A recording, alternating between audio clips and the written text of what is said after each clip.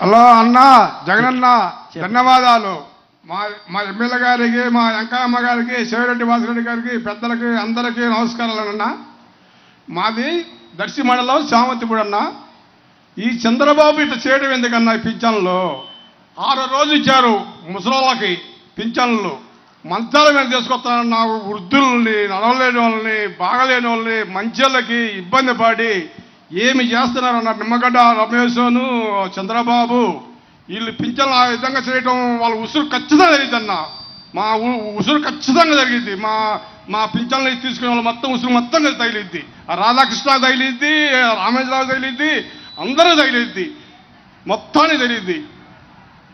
అట్లా అలాగే మొత్తానికి నా ఇంటికి 85,000 వస్తున్నాయన్న. నీ గుండా మేము బాగుపడ్డామన్నా. నాకు నాన్నగారి టైంలో నాకు గుండె సర్జరీ చేశారన్న. నాకు గుండె సర్జరీ చేశారు, మంచి అబ్బరు చూశారు. మా సచివాలయంలో మందులు అన్ని డాక్టర్లు మా ఇంటికి వచ్చి ఇచ్చిపోతారన్న. మాకు ఇచ్చిపోతారు మొత్తం. నీ మేలు ఎప్పుడూ మర్చిపోలేమన్నా. నువ్వే ఇంకా 20 సంవత్సరాలు ముఖ్యమంత్రి కొనసాగాలని కోరుకుంటూ మేమందరం సిద్ధంగా ఉంటాం. మేము మీ ఎంట మీద సిద్ధంగా ఉంటాం. మా గుండెల్లో నిలిచిపోయారన్న మీరు అందరూ, నాన్నగారు మీరు అందరూ. ఇడుపుల బాధ కూడా వచ్చారన్న నేను నాన్నగారు గారికి, కాటివద్ద గారికి. అప్పుడు నాన్నగారు చనిపోయినప్పుడు దర్శి మండలంలో మేము నాన్నగారి బొమ్మ నేపించి ఫస్ట్ మొదట మేమే అన్నా నిన్ను తీసుకువెళ్దాం. మేము అక్కడ బస్సెడ్డిపల్లి కాడ ఉండవు చూడప్పుడు అక్కడికి మేమే తీసుకెళ్ళి మొత్తం మా శాంతిపూడిలోనే వేసామన్నా నాన్నగారి బొమ్మ. మీరంటే అంత అభిమానం అన్నా మాకు. ఆ పింఛన్లైనా ఏదైనా మా ఇంటికి ఇంత చెందుతుందంటే నీ గుండా మాకు మేలు జరిగిందన్న. నాకు ఏదైనా మందులైనా, సచివాలయాలైనా, వయసు చిన్నదైనా సచివాలయాలు ఊర్లో నెంబర్ 1గా చేసి ఉన్నాను.